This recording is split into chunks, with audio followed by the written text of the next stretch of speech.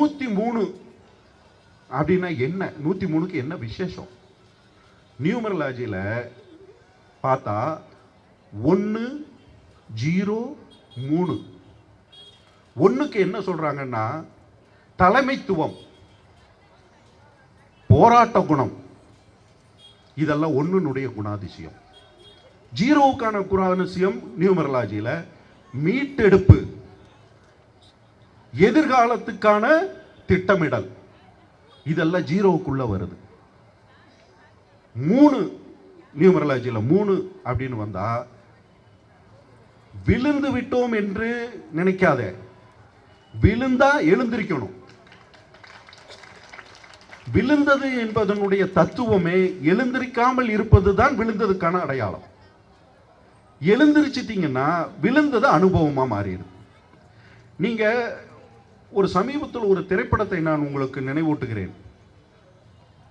அந்த திரைப்படத்தில் ஒரு ஏலியன், அவர் ஒரு மிஷன், டெர்மினேட்டர் 2 நினைக்கிறேன், அர்னால்டு நடித்த படம். அதில் பார்த்தீங்கன்னா ஏலியன் ஒரு மிஷனாக வருவார். அவர் வில்லன், இன்னொருத்தர் மனித உருவில் இருப்பார். நீங்கள் அந்த மிஷின் உருவத்தில் இருக்கக்கூடிய அந்த ஏலியனை சுட்டாலும் சரி, நெருப்பில் வைத்து எரித்தாலும் சரி, ரோடில் வச்சு நீங்கள் டயர் வச்சு ஃபுல்லாக ஏற்றி அதை கூழாக்குனாலும் சரி, அடுத்த செகண்ட் அது பக்கத்தில் ஒன்று ஒட்டி ஒட்டி ஒட்டி ஒட்டி ஒட்டி எழுந்திரிச்சு ஒடியாரும். நான் அதை என்னுடைய தனிப்பட்ட வாழ்க்கைக்கு அடிக்கடி நான் பயன்படுத்துகிற விஷுவல் அது.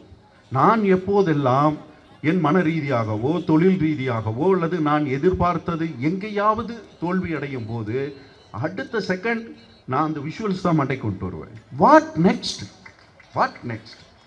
கடந்தது அனுபவம். இந்த அனுபவம் ஒன்று திராவிட முன்னேற்ற கழகத்துக்கு புதிதல்ல. வெற்றி எந்த அளவுக்கு எண்ணிக்கைப்படுத்தப்படுகிறதோ அதே அளவுக்கு சரிசமமாக வெற்றி வாய்ப்பை இழப்பதும் எண்ணிக்கைப்படுத்தப்பட்டிருக்கிறது. ஆனால் நான் அனுபவ ரீதியாக பார்த்த வரையிலும் வெற்றி பெற்று நீங்க வேலை செஞ்சதை விட வெற்றியை தவறும் போது வேலை செய்யறீங்க பாரு, அது 10 மடங்கு வீரியமா நான் பார்க்கிறேன். எங்கேயாவது கடந்த காலத்தில் நான் பல முதல்வர்களை பார்த்திருக்கிறேன். தோல்வியடைந்த முதல்வர்கள் செய்தி வந்ததிலிருந்து 10 நாள் வீட்டு பக்கம் கூட ஆள் போகாம அந்த அலுவலகத்தை பக்கம் ஒரு ஈக்காக்கா இல்லாத இடத்தையெல்லாம் நான் பார்த்துருக்கேன். எங்க திரைப்படத்தில் படம் ரிலீஸ் ஆகும்போது அலுவலகம் பார்த்தீங்கன்னா ரிலீஸுக்கு முதல் நாள் அந்த பெட்டியெல்லாம் நாங்கள் அனுப்புவோம். ஜேன்னு பிரசாத் லேப்ல அவ்வளவு கொண்டாட்டமாக இருக்கும். வெற்றியை நாங்கள் கனவு கண்டுக்கிட்டு அப்படி இருப்போம். 2வது நாள் அந்த படம் திரையிற்கு ஒரு ஷோ போன உடனே அந்த படத்தினுடைய தோல்வி அது வெற்றிக்கு நோக்கி நகர்லின்னு தெரிஞ்சிருச்சுன்னா ஆஃபீஸ் இலை ஊடு மாதிரியே இருக்கும். ஒரு பையன் இருக்க மாட்டான், எல்லாம் மூச்சை பிடிச்சி தோல்வியா ஜீரணிச்சு சேர்றதுக்கு ஒரு 10-15 நாள் ஆகும். இதை நான் பர்சனலாக ஒரு அசிஸ்டன்ட் டைரக்டராக அந்த காலகட்டத்தில் நான் நிறைய அனுபவிச்சிருக்கேன். ஆனால் திராவிட முன்னேற்ற கழகத்தில் மட்டும்தான் கலைஞர் தோத்து நைட்டு ரிசல்ட் நாளை காலையில் ப்ரெஸ் மீட். அது கலைஞர் தான் அப்படி இருக்காருன்னு பார்த்தா தளபதியும் அப்படித்தான் இருக்காரு, செயல் தளபதியும் அப்படித்தான் இருக்காரு. செயல் சேகர்பாபு அண்ணனை பற்றி நான் சொல்லணும்னா கடந்த காலங்களில் மிக நேர்மையான ஒரு உழைப்பாளி. ஆனால் அவர் இன்னைக்கு சீதை நெருப்பில் தன்னை நிரூபிச்சுக்கணுங்கிற மாதிரி, புராணத்தில் நிரூபிச்சுக்கணுங்கிற மாதிரி காலம் அவரை கொண்டாந்து நிப்பாட்டி இருக்கு. எனக்கு தெரிஞ்சு அது வேணும் அவருக்கு. ஏன்னா அவர் 10 தலை ராவண மாதிரி ஒரு 10 கையை 10 தலையோட வீறு கொண்டு எழுவதற்கு சில சம்பவங்கள் நம்மளை தூண்டும். காலம் உங்களை அப்படி என்னமோ ஒன்று உங்ககிட்ட வேற ஒன்று எதிர்பார்க்குது. அது இதல்ல. நீங்க வீறு கொண்டு வேற ஒரு இடத்துக்கு போறதுக்காக உங்களை கொண்டாந்து அப்படி நிப்பாட்டி இருக்குதுன்னு நான் நினைக்கிறேன். அது திராவிட முன்னேற்ற கழகத்துக்கும் பொருந்தும். ஒரு மாற்றம் தேவை. 1920களில் தான் முதலில் தமிழ்நாட்டில் இந்தியாவில் ஓட்டு போடுற உரிமையே நமக்கு கிடைச்சது. எத்தனை வருஷத்துல?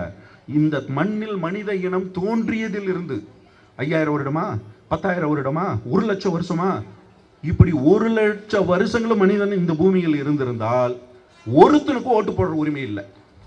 1920 தான் பிரிட்டிஷ்காரங்க கிட்ட போராடி எங்களுக்கு ஒரு உரிமை வேணும், எங்களுக்கு ஓட்டு போடுற உரிமை வேணும்னு கேட்டாங்க. போராடினது அம்பேத்கர். காந்தி மறுத்தார். இல்லை இல்லை, எங்களுக்கு முழு சுதந்திரம் கொடு, நாங்கள் இந்த மாதிரி இரட்டை வாக்குரிமை மாதிரி எல்லாம் ஒரு சப்போர்ட்டாக எங்களுக்கு ஒரு உரிமையெல்லாம் வேண்டான்னார்.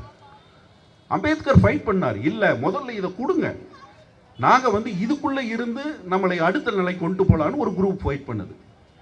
அங்கே காந்தி முழுக்க ஒத்துழையாமை இயக்கம் நடத்துகிறார்.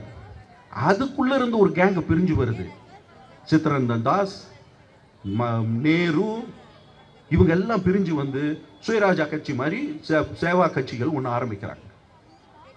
அந்த கட்சியும் இங்கே பிராமணர்கள் அல்லாத சங்கம்னு ஒரு சங்கம் அமைப்பு. அந்த அமைப்பு என்ன, எலெக்ஷன் வந்த உடனே நீதி கட்சியாக மாறுது. அது எலெக்ஷனில் நீதி கட்சி நிற்கிது. இந்த நேரு சார்ந்த இவங்க கட்சி நிற்கிது, காங்கிரஸ் நிற்கல.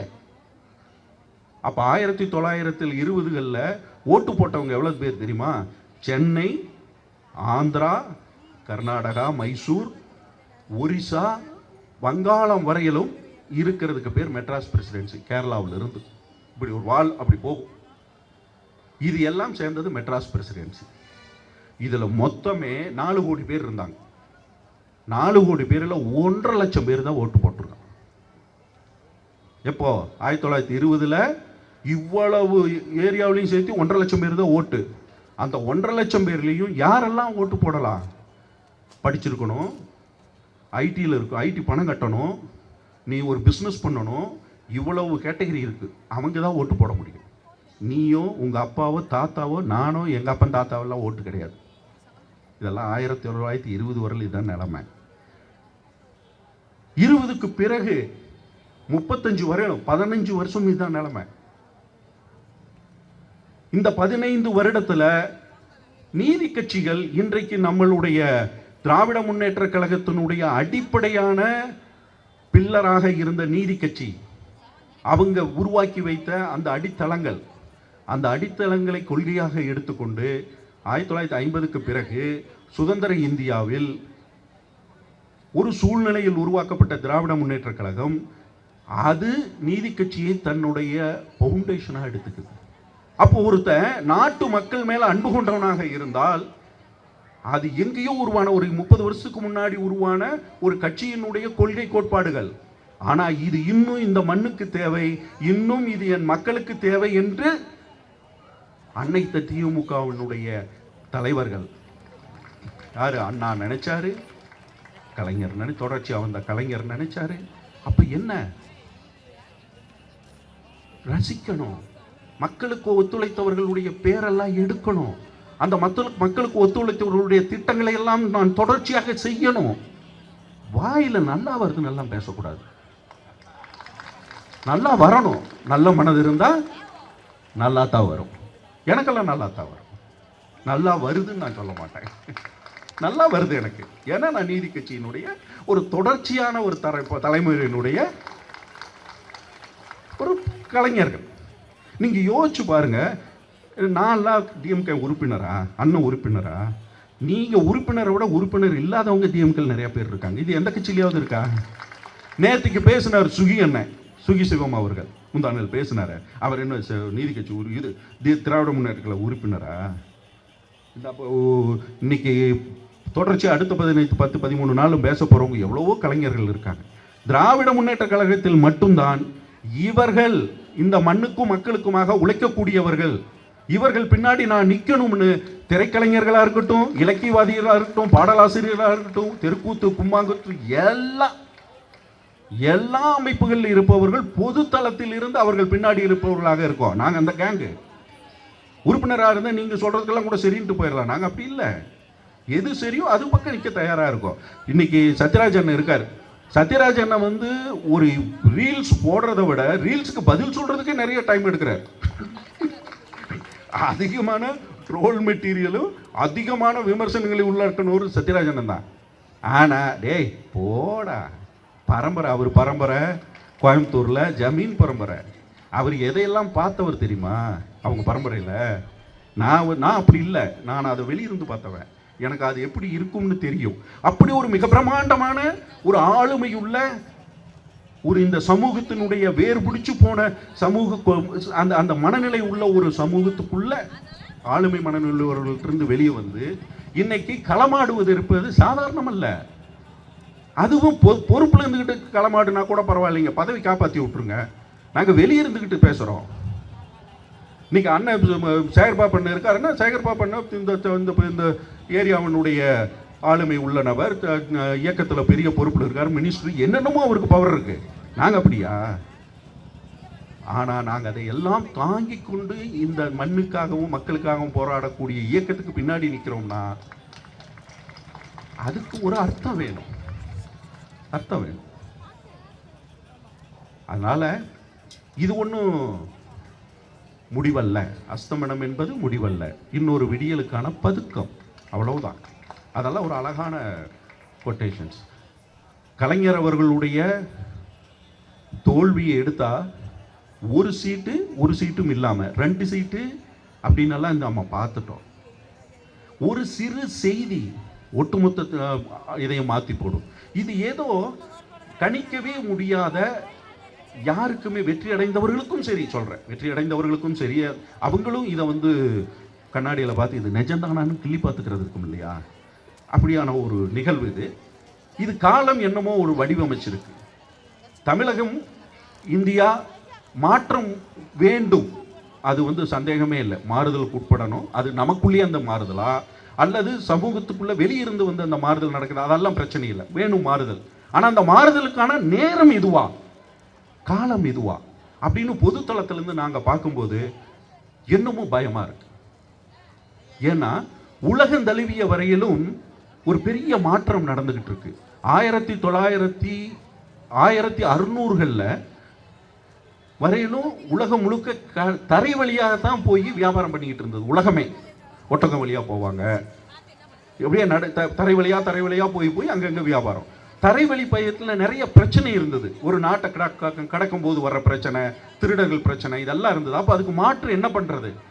அதில் தான் கொலம்பஸ் கப்பலை வந்து கண்டுபிடிச்சு கப்பலுக்குள்ளே பயணம் செய்யலாம், கடல்வழி பயணத்தை தேடுமா அப்படின்னு ஒரு ரூட்டை கண்டுபிடிக்கிறாங்க. அதுக்கு அரசாங்கங்கள் பொருளுதவி செய்து அப்படி ஒரு பயணம் உருவாக்கப்பட்ட போது ஒரு கப்பல் கம்பெனிகள் சேர்ந்து நாங்கள் ஒரு வியாபாரத்தை பண்ணுறோம், எங்களுக்கு நீங்கள் பர்மிஷன் கொடுங்கன்னு பிரிட்டிஷ்காரங்கிட்ட கேட்குறாங்க. இந்த பக்கம் ஸ்பெயின், போர்ச்சுகீசியல், அந்த பக்கம் நெதர்லாந்து, பிரான்ஸ், எல்லாம் அந்த கடற்கரையோடு இருக்கிற நாடுகள் அத்தனையும் இந்த வியாபாரத்தை பண்ணுது. எல்லாம் கிளம்புறானுங்க, கடலில் கிளம்புறானுங்க. எங்கே சுற்றுறானுங்க? ஆப்போசிட்டில் போனால் அமெரிக்கா, அப்படியே லெஃப்டில் கடற்கரையை ஒட்டி, அங்கே கடல் தெரிஞ்சுக்கிட்டே இருக்கும், இந்த கடற்கரையை ஒட்டியே கப்பலை ஓட்டிக்கிட்டு வர்றது. ஓட்டிக்கிட்டு வந்து சேர்ந்த இடமெல்லாம் குஜராத், கோவா, நம்மளுடைய கொச்சின், அப்படியே அந்த சந்துக்குள்ளே அப்படியே பூந்து போனால் தஞ்சாவூர், நாகப்பட்டினம், இப்படி வந்து சேர்றாங்க. அதுக்கு பிறகு 1650களில் கிழக்கிந்திய கம்பெனி முதலில் இந்தியாவில் ஒரு டேரா போட்டுருச்சு. ஒரு இடத்த வாங்கி சின்னதாக ஒரு குடோனை கட்டிட்டாங்க. 1700கள் டு 1750, 1700 டு 1750ல் கிழக்கிந்திய கம்பெனி முழுக்க ஆளுமைக்குள்ளே வந்துருச்சு. வந்து அவன் நிலப்பகுதி முழுக்க அவன் கண்ட்ரோலுக்கு எடுத்துட்டு வந்துட்டான். 1850களில் கிழக்கிந்திய கம்பெனிக்குள்ள மிகப்பெரிய பிரச்சனை, அதுதான் சிப்பாய் கழகம் எல்லாம் 1850 நடந்தது. உடனே பிரிட்டிஷ் கவர்மெண்ட் என்ன பண்ணுச்சு, உலகம் முழுக்க இருக்கக்கூடிய அந்த கிழக்கிந்திய கம்பெனியுடைய இடங்களை பிரிட்டிஷ் கவர்மெண்ட்டாக மாற்றிச்சு. 1900 சுதந்திர போராட்டம் ஆரம்பிச்சிருச்சு. 1950களில் இந்தியா சுதந்திரம் அடைஞ்சிருச்சு. இப்போ 2000, நம்ம 2050 நோக்கி நகர்ந்துக்கிட்டு இருக்கோம். இப்போ என்ன மாற்றம் நடக்க போகுது? ஒவ்வொரு 100 வருடமும் பெரிய மாற்றம் உலகில் நடந்து கொண்டே இருக்கிறது. இப்போ ஒரு உலகம் பெரிய மாற்றத்துக்கு உட்பட்டு இருக்கிறது. மிகப்பெரிய பொருளாதார இடர்பாடு.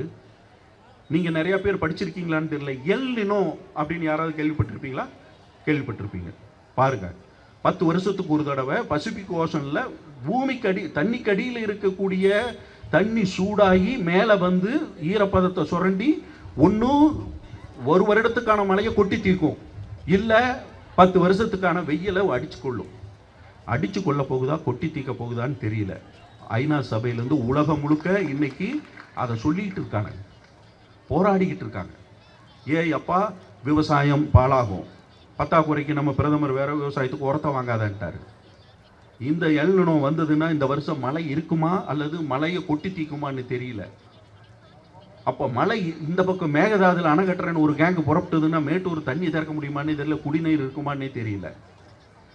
ஒரு ஏஐனுடைய தொழில்நுட்பம் பெரும்பகுதியான கலைஞர் அவர்களுடைய காலகட்டத்தில் நிறைய ஐடி செக்டார் ஹைதராபாத்தில் இருந்து பெங்களூர்லேருந்து போட்டி போட்டு கொண்டாந்து இங்கே ஐடி செக்டார் உருவாக்கினார். கிராமத்தில் இருந்த ஒவ்வொரு சிறு பையனுக்கும் 30,000 to 1 லட்சம் வரல சம்பளத்தை ஒரு கிராமத்தில் குடும்பமே மேலோங்கி நின்றது 88 to 90. இன்னைக்கு ஏஐயில் இருக்கிறவங்க கொத்து கொத்தா ஏஐனால கொத்து கொத்தா ஐடி செக்டார் எல்லாம் வீழ்ச்சி அடைஞ்சிக்கிட்டு இருக்கு. இன்வெஸ்ட் பண்ணுறவங்க அத்தனை பேர் இது இன்வெஸ்ட் பண்ணுறதுக்கு சரியான டைமாக யோசிக்கிறான். உலகம் முழுக்க அப்படி இருக்குது, கரன்சி ரேட்டு ஏறிக்கிட்டே இருக்குது, இந்தியா கரன்சி வீழ்ச்சி அடைஞ்சிக்கிட்டு இருக்குது, பத்தாக்குறைக்கு தங்கத்தையெல்லாம் வித்துவிட்டான்னு சொல்கிறாங்க. அது என்னன்னு எனக்கு தெரியல. எது உண்மை எது பொய்ன்னு சொல்லாத அளவுக்கு மீடியா கட்டமைச்சுக்கிட்டே இருக்குது.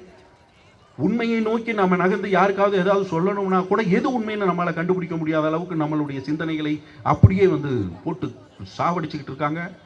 இவ்வளவு பெரிய சூழ்நிலையில் எது தேவை? ஆளுமை மிக்க அரசாங்கம் தேவை. தமிழ்நாடு ஆளுமை மிக்க ஒரு தலைவனை இழந்துருச்சு, அவ்வளவுதான். அது நீ காலம் தீர்மானிக்கட்டும். நன்றி, வணக்கம்.